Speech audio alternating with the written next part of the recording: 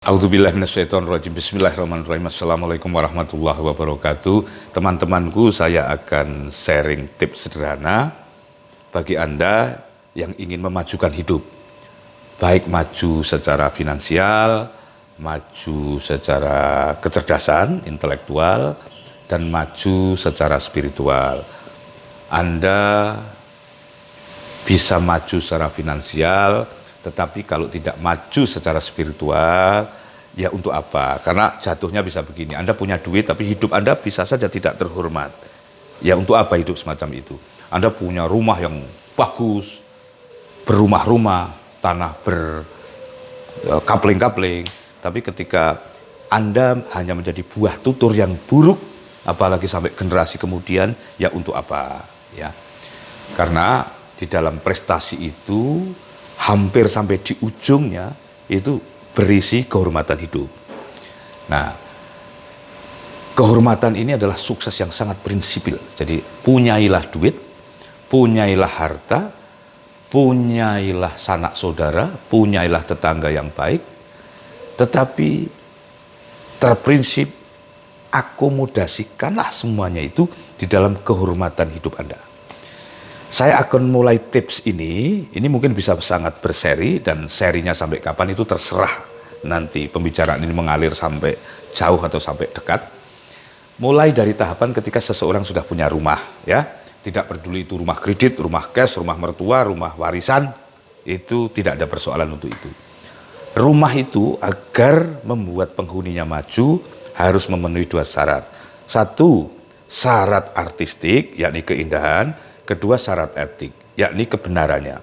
Jadi arsitektur itu memuat dua hal penting, yakni sudah benar sekaligus indah.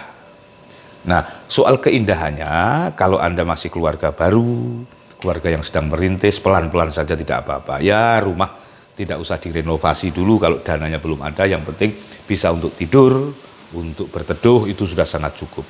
Yang penting rumah itu benar dulu. Nah, unsur benar yang paling tipikal adalah ukuran, ya, panjang, lebar, dan tinggi. Hati-hati kepada ukuran bernama volume ini, panjang, lebar, tinggi.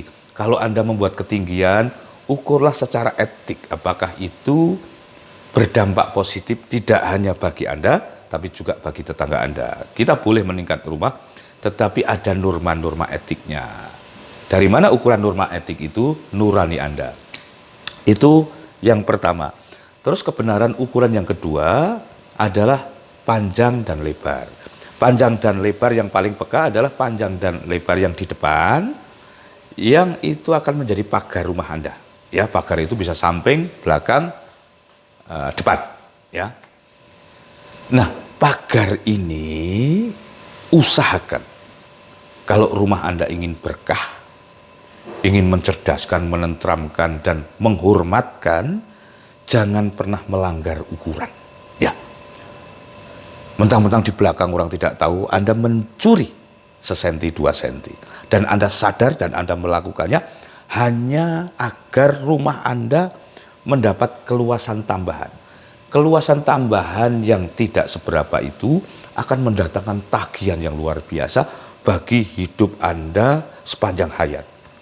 Jadi saya menolak untuk sukses yang fundamental, dan saya tidak menyebut sukses seseorang itu fundamental ketika awalnya ia sudah start dengan kesalahan ukuran di rumah yang disengaja.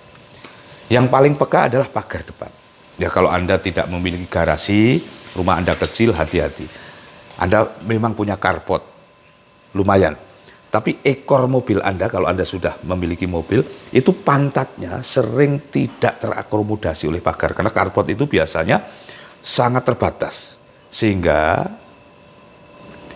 kesalahan Anda yang ditolerir adalah cukup ketika mobil itu secara temporer parkir di situ, dengan korupsi pantat mobil itu sebagai sebuah kesalahan Anda. Cukup itu saja kalau terpaksa. Ya. Kalau bisa ditawar, majukan mobil itu dengan mengurangi jatah kedalaman Anda sendiri.